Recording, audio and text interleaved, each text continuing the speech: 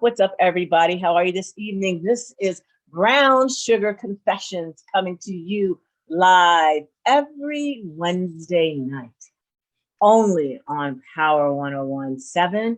And don't forget, if you missed the show live, head over to YouTube and see how beautiful these gorgeous co-hosts are on our handle, Brown Sugar Confessions, that you will find us everywhere, YouTube, Instagram, Facebook, and on Spotify to catch the podcast. If you're driving along and have nothing to do, chime on in and listen to us on Spotify.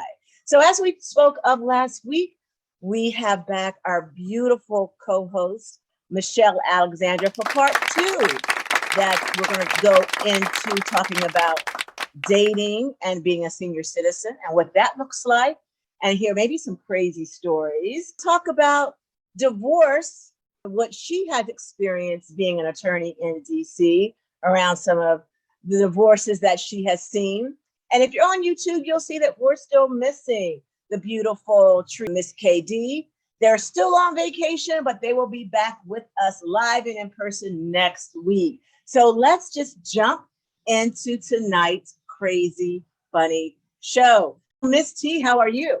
Well, I'm gonna skip the weather report because I got a question for you, Val. What happened with your P shot, no shot? Oh, that's right. I forgot. Yeah, we thought we forgot about that. We ain't forget about that. I'm You're skipping right. the weather report solely for this. What happened? I was hoping you forgot about it, but I think that. So this morning, it's been now, 4 or 5 days since I had the shot. I feel really good. Everything is rejuvenated, as we say. How we say rejuvenated? Like what does rejuvenated look like? Well, it looks pretty good down there, so says my husband. Yeah, I like that word. I'm optimized, very optimized. I'm feeling really frisky, I must say. Mm-hmm. So I would, I'm liking the experience that I got from Delaware Integrative Medicine, who is our sponsor, by the way. I forgot to mention that, in Georgetown. But I will say that hubby and I are in our 3rd or 4th honeymoon right now. So we're having fun. We're having fun. So I have to tell you how this woman was after she got the shot. Yes, right? Please tell us. So after the shot, she's in the office and she's kind of like, "Ooh, I feel some kind of way." Meanwhile, her husband, Gerd, is like, "I cannot feel my penis." I can't feel anything. So as time's going by, she's like, "Oh, I'm feeling really cool. Oh, I'm feeling good." Right? And he's like, "I can't feel anything. I feel nothing." So we get the car. We get the car, and she's like, "Oh, the seat's really hot. Woo, woo, woo. I have to wait for the seat." So we get in the car. We go to the restaurant. Val's in the restaurant, like, "Oh, I'm feeling, right." So like everything is moving down there. Oh, I'm really good. And he's still like, "I don't feel anything at all." Well, we're getting home, and then she's home, and she's like, then she's like, "Oh, wait, I need to lay down and put my legs up, And so next thing you know, she lays down, and she's like, boom, she's out. I mean, she's like, she's gone, right? Mm-hmm. So I think I wake her up to ask her about his zip code, right? And she's like, "Huh? What?" I said, "Are you okay?" She's like, I was so tired." Oh, and and we're both, later on we were talking about, well, both of you gave a lot of blood, right? Yes, you gave a lot of blood in order to get those proteins, the platelets. And I didn't realize, how tired we were going to be after, because we didn't. We actually did some blood work before. We had some blood tests done to check our hormones and stuff. That's not required, but for something else we were doing. So we didn't eat or drink anything. We ate after, so we were pretty wiped out. So honestly, the first night we didn't do anything but slept, because she woke up after the nap, and then she was like, "Ooh, I'm feeling really good." Oh, so like the rabbit was ready, is what I'm hearing. Yeah. So she goes into the bedroom, and I'm like, "So what's up? What's up? We're good." And she's like, "He's asleep." He went to sleep. Anything. Yes. He's asleep. He's asleep. So she's now like, I feel full. Oh, I'm feeling, yeah. So so then later on that night, she was like issuing orders. Girl, the doctor said we need to have that. We need to have that. The doctor's orders. We need to have that. He's walking around and she's like, the doctor says, like, hey, like somebody's about to give me something around here. Yeah, so she's seriously like, huh? Well, I know later on, I know wasn't saying I'm not feeling anything, but she's like, oh, hey, the doctor said. I did. I kept telling him the doctor said we have to, we paid a lot for this. So we need to get optimized. We need to get our vascular system in order here. We got to go. All right. So me, the Kindle, and the dog went on the screened-in porch on the other side of the house. Yes. So give them their space. Because she was like, she was like crawling around. Like, so I'll say this, lady, so you get this done, you're definitely gonna be like, what is it, fired up and ready to go? Yes. So just based off of the experiences that I'm hearing, it was almost immediate for you. It was really immediate for me. So Radio Land, YouTube Land, just know if you go to get optimized, if you are a Lotus holder, woman presenting, you are probably going to feel this immediately, but it seems to be the opposite for your husband. But yes. I'm assuming that was because of the numbing cream that they put on. The numbing cream, right. The numbing cream seemed to have lasted about a good 20. I'm not 100%. I still don't feel much. I'm like, well, did he ever feel it? That's the real question. Like, when did the sensation kick in for him? It kicked in later on the next day, like around 2 or 3 o'clock. I would say it was totally out of his system, where he was actually able to get all of his sensation back. Okay. For me, it wore off like within 5 or 6 hours. I was pretty much like, oh. I feel like you got stuck in more places though, because the way you were saying it, where they inputted or when they injected you, it seemed like there was more spots on you that they injected. They did. There were there when I looked at the video, there were 5 places that I noticed that he injected me, and I think Gerd had 4. So it's just one more, but his was on the shaft, where I was right on the pearl, on the on the open up the folds. I was all in those crevices. So it was an experience. As I said, it doesn't hurt. So try it if you're needing it. And if you have incontinence, it's really a great procedure for rejuvenating tissues in that area. So go check out Delaware Integrative Medicine in Georgetown. And they do lots of other amazing procedures. We'll have their website linked up. But I tell you, once a year is good, and I'll go back next year for the next. But I feel like also you guys might need to go at different times. I feel like he needs to go first, give him a couple days, and then you go. So by the time everything has worn down, you guys are synced up and ready to go. Like you can't do it like immediately, clearly, because you were ready and he was not. Yeah. So you need to go last. Right. I'm like, he's like, oh, it's not fair. How come you're all ready? And I'm not feeling anything. I don't even feel it anymore. And he just, I feel nothing. I'm like, maybe I didn't get the real stuff. He's always complaining. Maybe I got duped. I'm like, you didn't get duped. Here's a numbing cream. He's like, I washed it off. I went swimming. I still don't feel it. I'm like, honey, you just can't wash off the numbing cream. You're still gonna have the sensation. Oh yeah, no, it's gone, at least for a little bit. Yeah, for a little bit. So I will tell you, it was money well spent.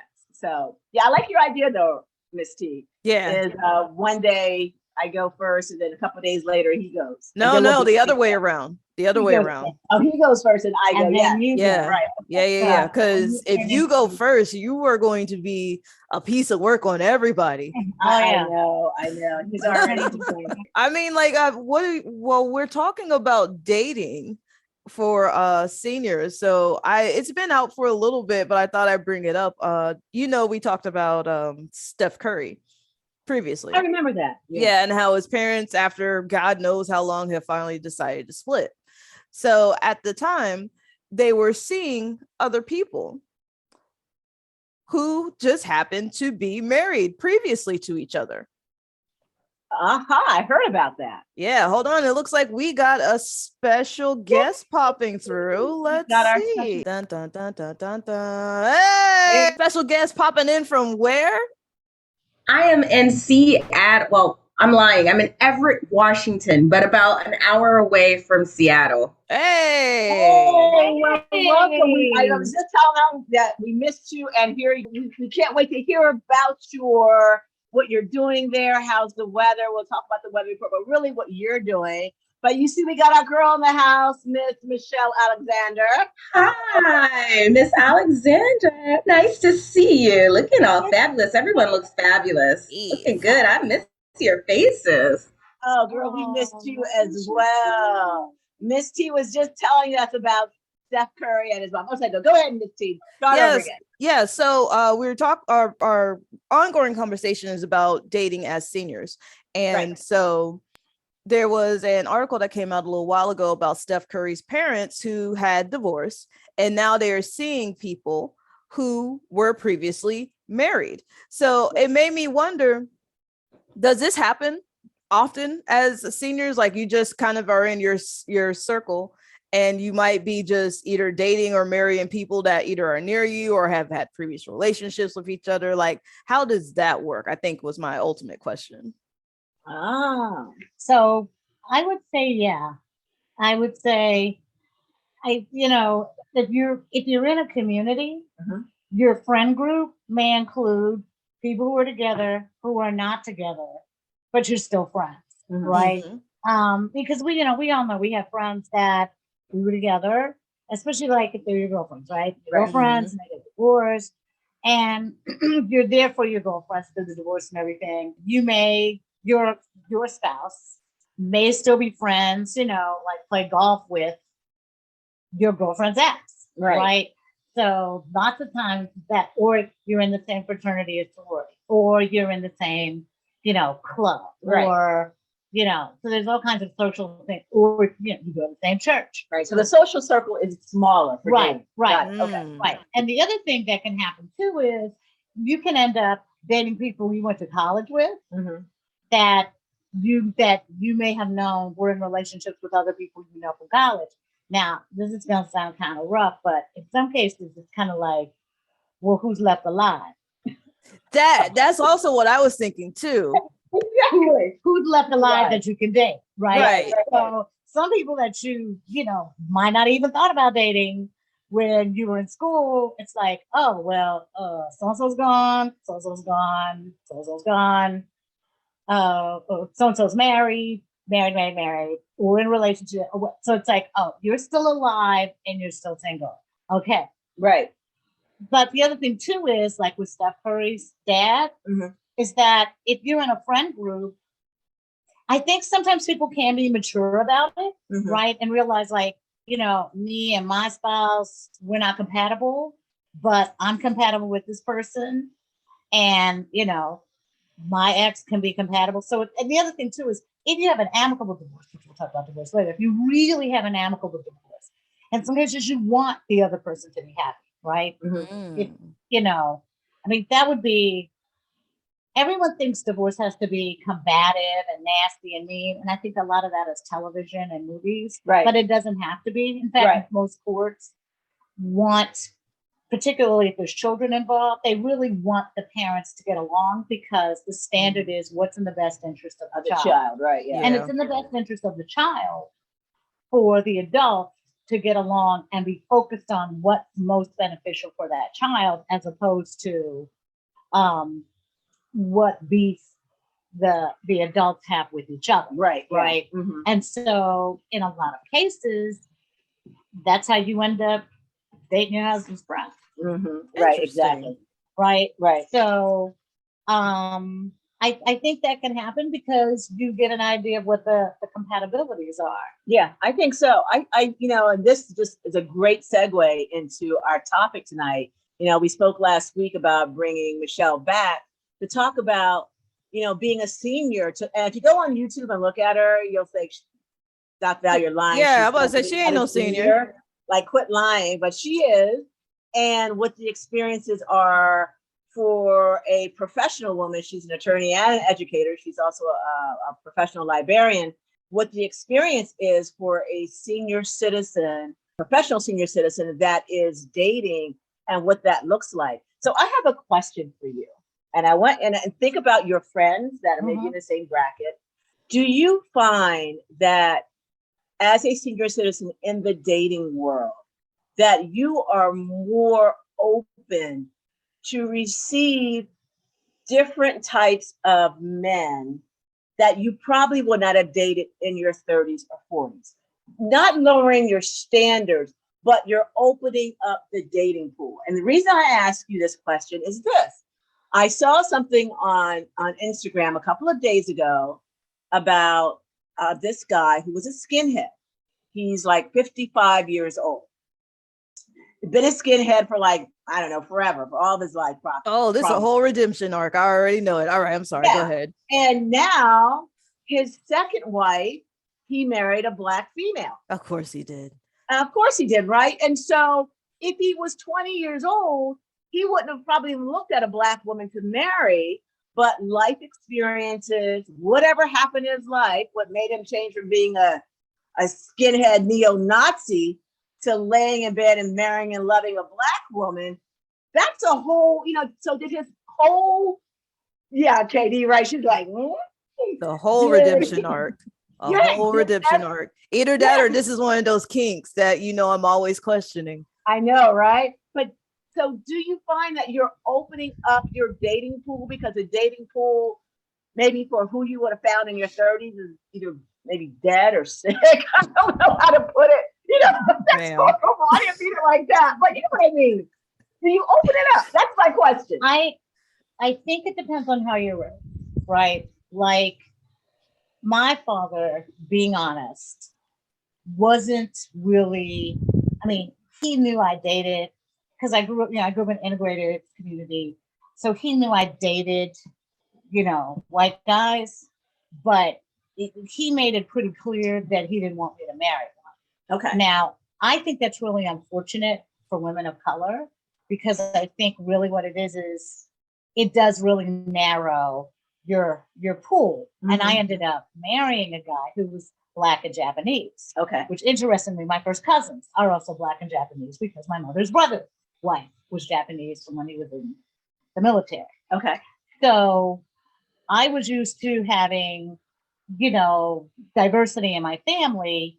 I'll be really honest, Blasian was not on the menu. Mm-hmm. But I met him online, and he wanted to get married. And I had my little list, and I went through all my deal breaker things, and we talked it all out, and then we started dating, and then literally we got married like within a year. Okay. Wow.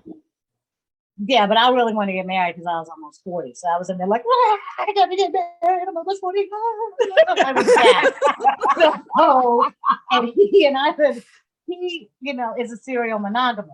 Okay. Which is, he's one of those people that, the minute he's done, he marries again within the year. Yeah. Like he can't, there are men who cannot stay alone.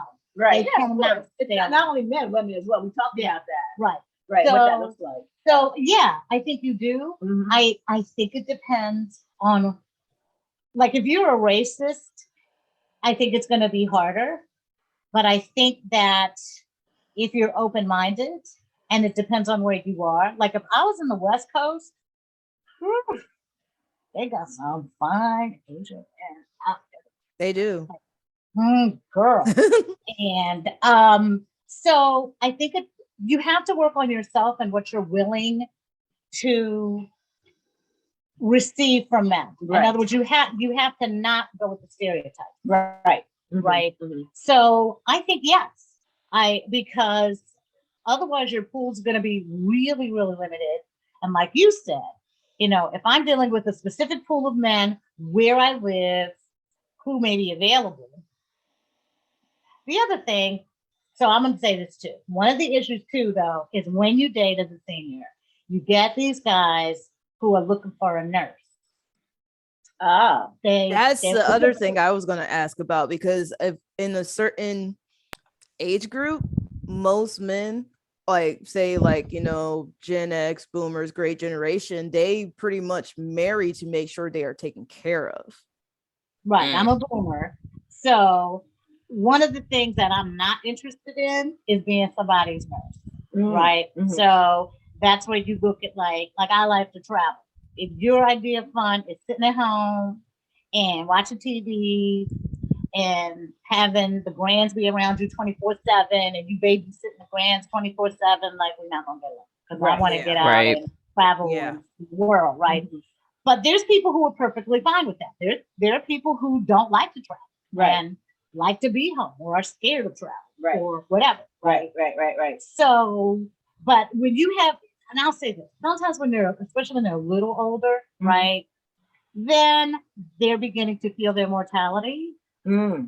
So if you have that guy who's really wanting you to be like Susie Homemaker, now if you're inclined to be that way, that's cool. But if you're like me, like I've worked, been a career person, I'm a union activist, and I'm doing all kinds of things, I'm not going to pivot from who I am and what I'm about to stay home and cook and clean. Right.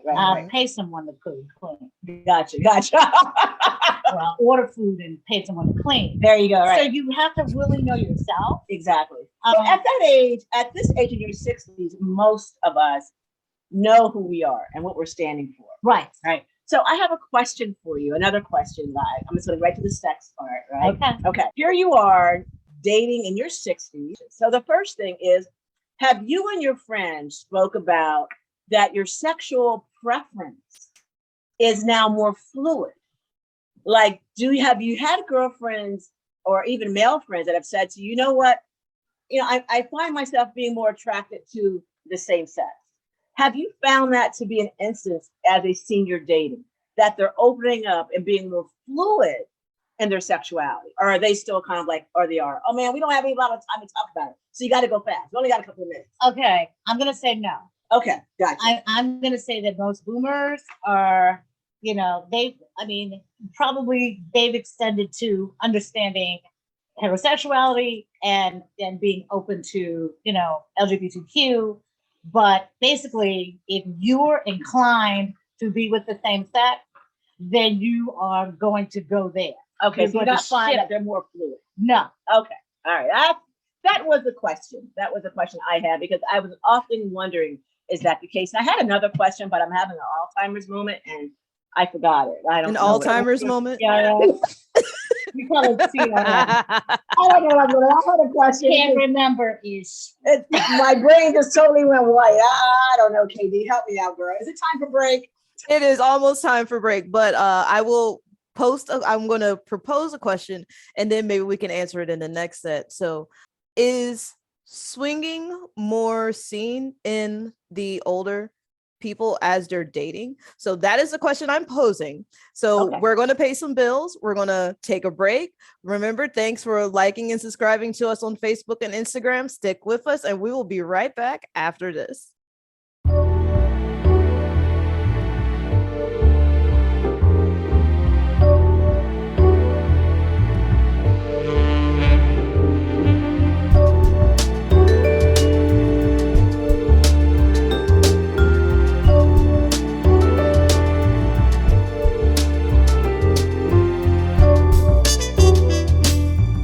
Welcome back, everybody, here to Brown Sugar Confessions on Power 1017. Thanks for coming back and hanging out with us. Remember, you can always like and subscribe to us on Facebook, Instagram, YouTube. We are on Spotify.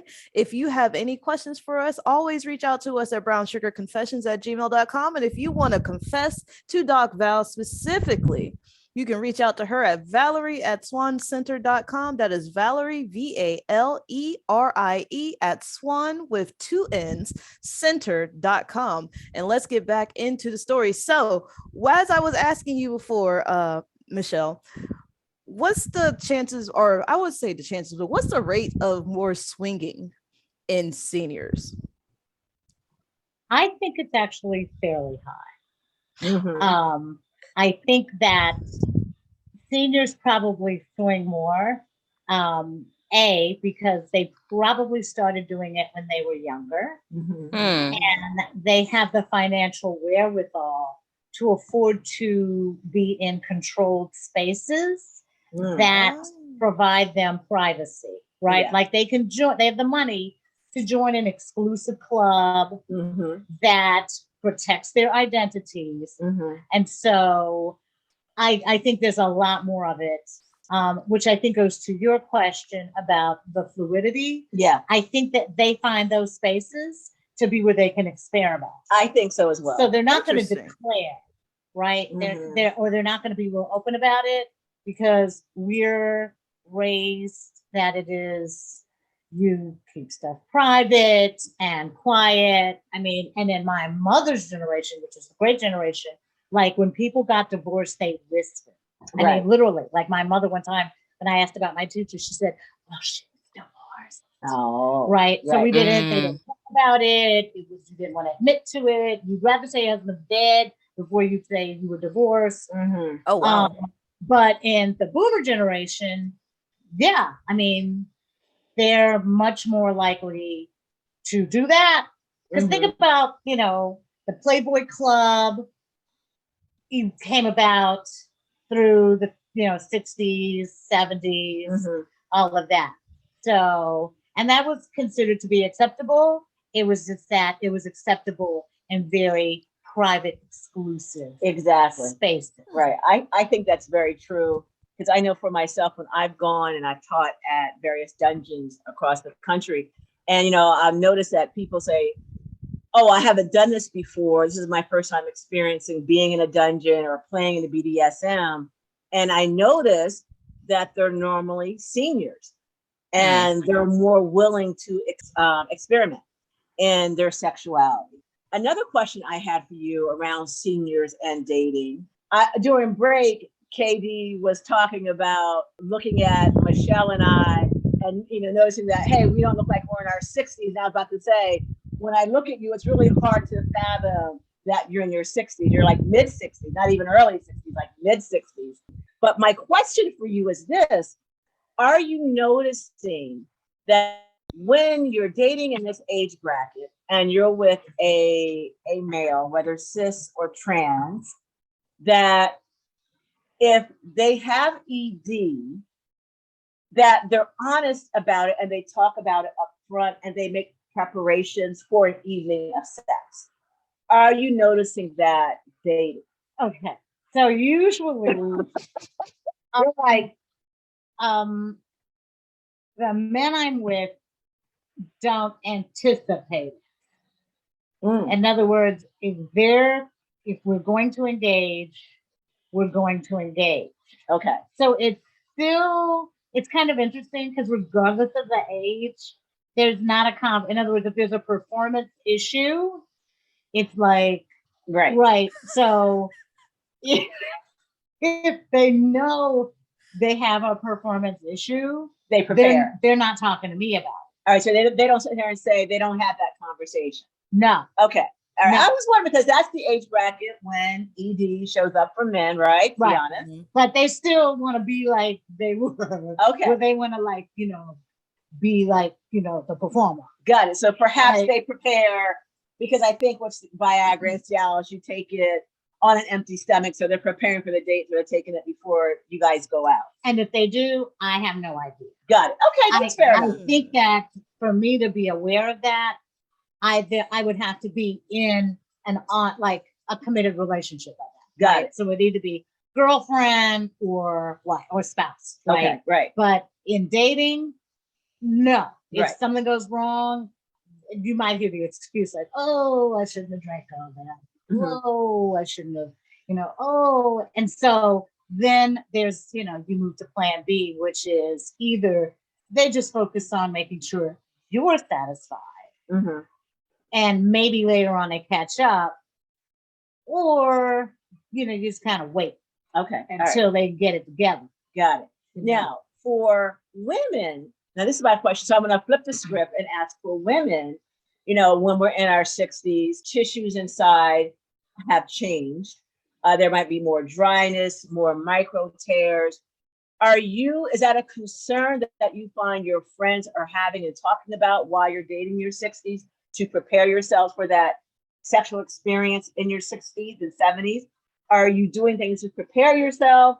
Do you have a conversation with your partner to, not be so rough? I mean, is that a fair question? You know what I'm trying to say, right?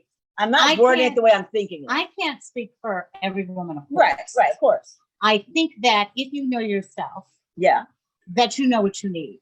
Got it. Right. So I can say that as I've aged, yes, there's more dryness. Right. Right. So then what I do is I'm very clear with, I need to have lube, like you put all the lube, okay, right, lotions and potions out that you need, and you say, it's gonna hurt if I'm not fully aroused and lube. Right. I'm very verbal about it. Sometimes the men are not so verbal. Got it. I'm very verbal about my needs because the other thing too, when you get to be a senior, hopefully, really, I would say, I hope women who like this at any age, that you take control and take responsibility for your needs. Mm-hmm. That having pain during intimacy, there's no need for you to sacrifice. Exactly. You should never have pain. Right. So that means that at any age, you should be willing to speak up and say, I'm not ready yet. I don't want you to do this. Now either you got to work harder to make me naturally be more lubricated, or we're going to, use this, supplementy thing. And they have ones with CBD and all kind of stuff now. Right. So I'm real proactive with, like, I can use this on you if I'm going to do lollipop things. Or lollipop things. Trying to do it the radio. Did you say lollipop things? Popsicle, yeah. Bomb pop, if you're lucky. But you have, I'm very clear that, like, this is what I need. Right. And if, it's moving to that place and I'm naturally not there, then I'm like, wait, and I apply it myself. Okay. Because I'm not going to be ripped up and hurting and it's not going to be an uncomfortable experience for me because I'm not there for that. Got it. Okay. So you're going to use your voice and tell them what's going on and what you need. Right. And absolutely. I mean, there's a way to say, like, oh, let me put this on you and you'll feel so better. Right. Right. Right. Yeah. And depending on who it is or how they are. Right. Yeah. They could say, oh, okay. And it depends on the person, because some guys don't want a whole lot of stuff on it. They still want to feel that friction. Right. But I think you really need to be proactive about what works for you. Absolutely. 100%. Well, that's interesting to know, because we always have to put our needs first. And speaking of needs, I don't even know how to actually I don't say wrap this question, but word this question. Stick with me for a minute. All right. So putting out our needs, putting out our wants, and sometimes we're putting things on us to help us get what we need. So we talked about supplementation, right? Doing the do, especially as a senior. But have you ever had to put something a little more natural on yourself to attract someone? Let's talk about it. Yeah, like let's talk. like a pheromone, like a natural pheromone. A natural pheromone. I've used little sprays before, like the lotions that have built-in pheromones. It's gonna be a little spritz. It's gonna be a little more powerful than Axe. I'm gonna tell you that. So I'm gonna throw this out here. I'm gonna throw this as a question, and then we're gonna talk about it. Okay, you ready? We're ready. Do you know what vabbing is? I heard about it. Let's talk about it, Doc Val. What is vabbing? Well, vabbing is when you take your vaginal secretions and put them on your body, like behind your ears, on your wrist, as a pheromone, as a scent to attract the opposite sex or the same sex. Yep. That's what vabbing is. And apparently this is not a new practice. Like, I guess it's just getting a resurgence because, TikTok, everybody talks about everything on TikTok, but it's as they say, nothing new under the sun.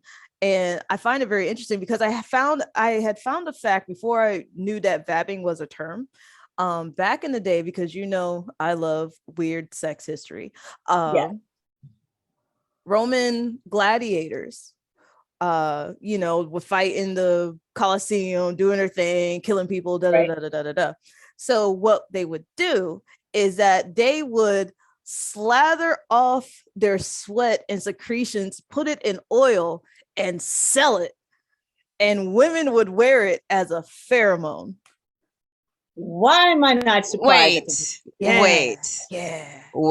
So they would take men's sweat. Let me just back that up. They would take men's sweat and put it on them to attract men.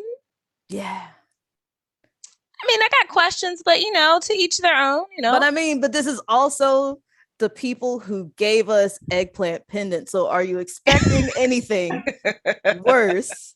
But this is actually kind of legit, because if you think about it, okay, if I got like the scent of a muscular gladiator guy, maybe I'll attract a muscular gladiator guy. I guess there is science behind pheromones, right? Mm-hmm. And I will tell you, I did a study. It's not peer reviewed, so it's not published yet, which I need to put it out there actually. And this is a strange study. It came by happen chance. It's really, maybe I shouldn't even talk about it because it's so weird. Let's talk about it. Let's talk about it. We're going to talk about it. Here we go. Because out of my research that I was doing, when I interviewed white men, they said that for them, they like the smell of Black women's secretions. Is it the cocoa butter? It was stronger and it was more erotic for them. And these were white men that were in relationships with white women. So they weren't married to Black women, weren't dating Black women. They were married with white women. But when they recalled from past experiences, they enjoyed the scent of a Black woman because it was, they said, more erotic for them. And it got me thinking about the science behind pheromones. So I'm not surprised that, like you mentioned, goes back, centuries of babbing, which is a new term, on TikTok, everything has a hashtag, right? So the hashtag is babbing, where these young kids are dipping into their hoo-has and putting it on their necks and on their wrists. But it's a really old practice that goes back many centuries. I personally have never done it, but I do hear that it is a real thing. What do you think? I think it's nasty.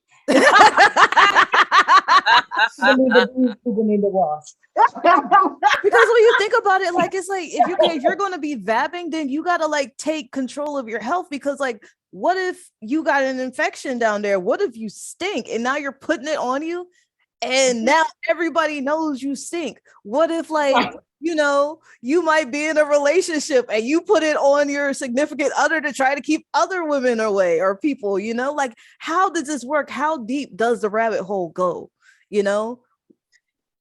Was nasty. It's just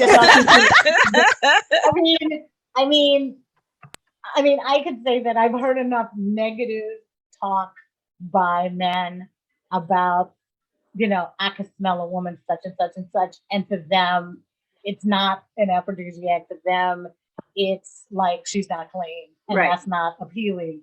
And to your research, I also think those are the type of dudes who think that women are supposed to smell like a field of roses. I mean, I don't think it's that. Right. And we're not supposed to smell like a field of roses. I mean, I think there's a sense where when we're aroused and secreting that they can smell it, but I think it's subtle. I would almost be interested in investigating, taking those, those secretions and finding a way to distill them into something that, because I'm sure what we're talking about is musk and stuff from those glands, but formatting that in a way where it's you're not coming out just straight up smelling like sex. Exactly. Right. I think Erykah Badu did something like that already, didn't she? Like her and Gwyneth Paltrow got candles that are like supposed to be smelling like them. Exactly, right? So, But I think what do they made do? it other scents, and they just took the, I don't know, they, like you said, distilled it and then turned it into something else with a different kind of smell, which is what I believe to a certain extent the bottled pheromones are. They have pleasant scents, but they still have the pheromones, which is what is supposed to technically be attractive to other people. Right. I mean, I've tried some, but I can't attest to that being the reason why the person was attracted to me. I'd like to think it was my sparkling wit and charming personality. Not the smell of your hoo-ha? No, not the smell of, or the bottled hoo-ha I bought. I remember back in the 80s, there was a perfume called Pheromone, wasn't there? Yeah. There was actually a They perfume. still sell it. What? They still sell it. They do. There, okay, all right. Wait, what? Yeah, there's a perfume, so it's still on the market. Yeah. Called Pheromone, one for men, one for women, that you just spray on, but that's actually the name of it. I remember it when it came out. And Clinique had something also somewhat similar. All right.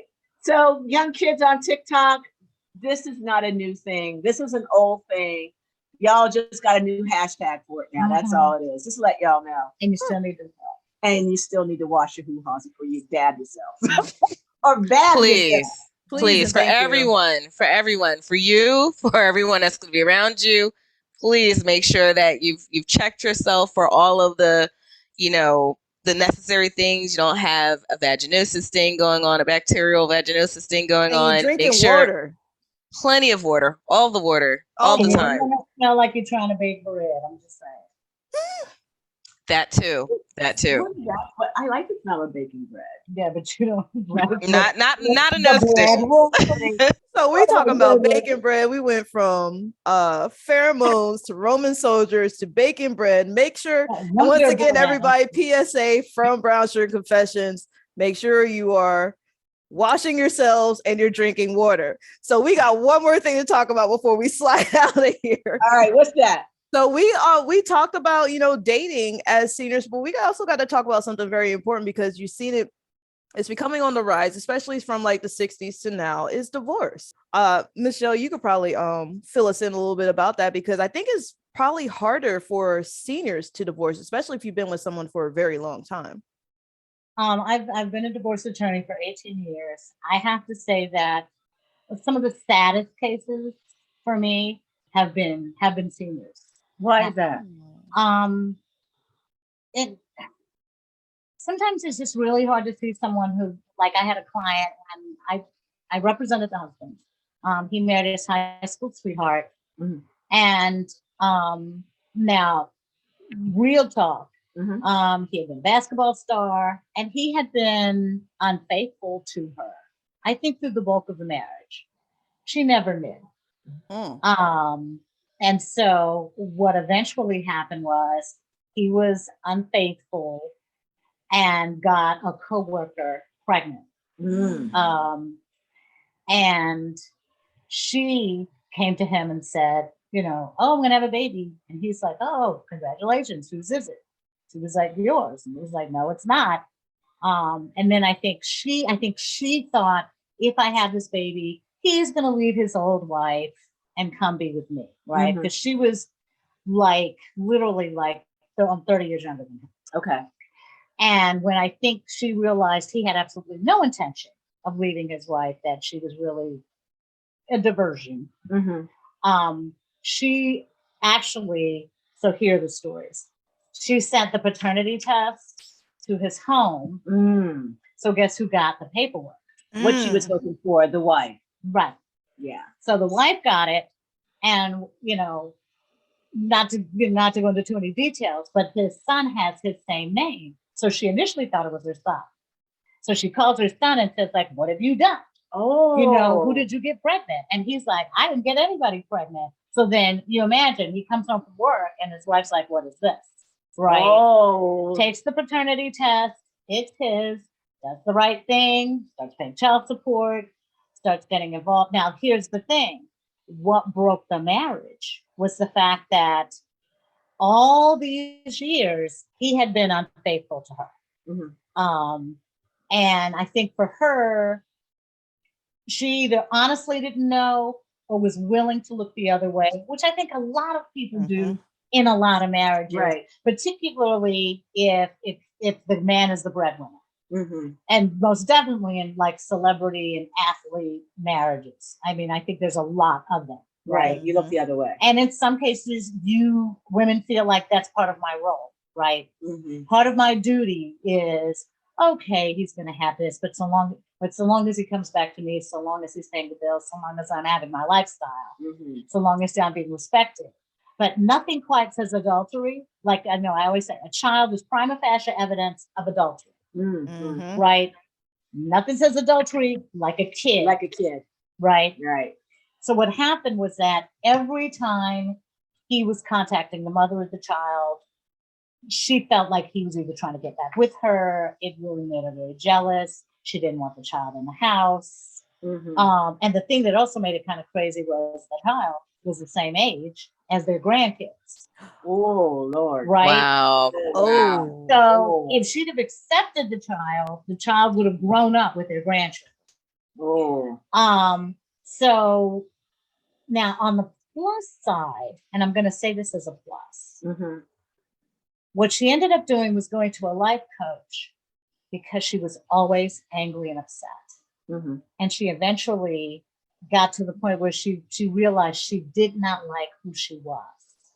Wow. And so she's like, I don't want to be in the marriage because I don't like what this situation is doing to me. I don't like the person I am. I don't like worrying every time the phone rings, who's on the other line. I don't like who I am. Right. So she left. She got an apartment, and the settlement, he gave her enough money to, get a townhouse. But even when he was like, because he was with me saying, like, I want my wife back. I want my wife back. And I'm like, well, you should have thought of that before you went and did what you did. Right. But she didn't want him back. Right? I mean, he would have taken her back. But Right. She didn't want it. She chose not to go back. She chose not to go back. Okay. Right. And so there are different reasons. You, as an attorney, you always like to think that if people have spent almost their entire life together, you'd want them to spend their golden years together. But you know what? If it's toxic, it's time to go. Right. Exactly. If your husband is abusive, alcoholic, if you have kids, lots of times the kids are like, they're done. They're begging mom and dad to go. Right. They want their parents to be happy. They want them to be happy. Right. So, I will tell you what, I know we're out of time, aren't we, Miss T? Katie, we are out of time. I know it. I hate it. All right, Stacey, you need to give us more time because, again, we're just getting into this again. But Michelle, thank you for this. Because, I could have you on like another time because you're so good at this. And we just got into talking about divorce and seniors. And I actually want to go into, if we can have you back on one time,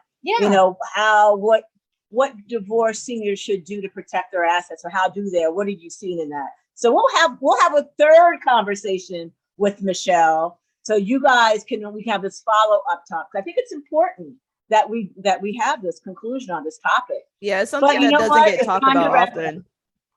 Huh, babe? It's something that doesn't get talked about often. Exactly, right? But on Brown Sugar, we talk about the strange, the unusual, the things no one talks about, because Power 101.7 lets us talk about it. Yeah. So, you know what we say out there in Radio Land and TV Land? Stay safe and play safe.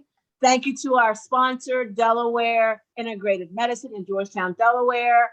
Like, subscribe, go to Spotify. We're Brown Sugar Confessions, and we will see you next week. Bye for now. Stay safe and play safe. Bye-bye, everybody. Thanks for listening to another episode of Brown Sugar Confessions on Power 101.7. Go to our Facebook, YouTube, and Instagram page at Brown Sugar Confessions to like, share, and follow. Stay safe and play safe. We'll see you next week. Bye for now.